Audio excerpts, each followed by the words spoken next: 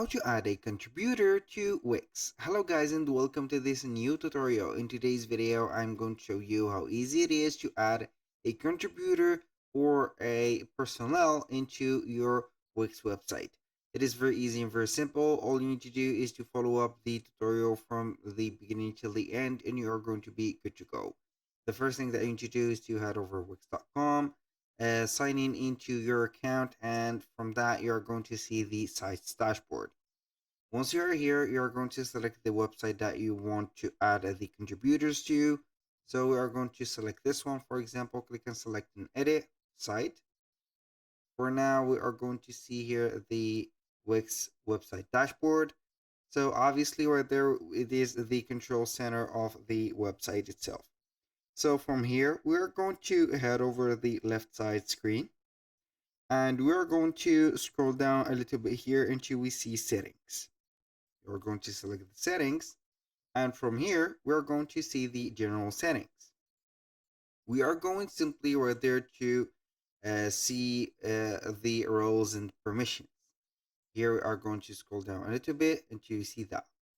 Click on it, boom, and now we are going simply to see the collaborators that we have or the contributors. So you are going simply to click on invite collaborators, and from here you are going to set up the email address of that collaborator, and then you are going to set up the general role of it. For example, if you are going to add it as an admin, a website manager, a designer, back office manager, content writer, and etc. So you are going simply right there to set up the general role of that contributor. After that, you're going to send the invite to the email address.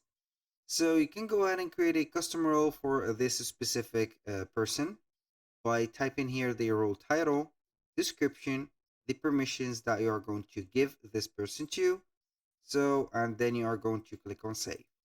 Name that role, do not forget it. So let's start here by setting up the admin role apart. I'm going to give the permission for that specific person or that contributor as a website designer or a website manager.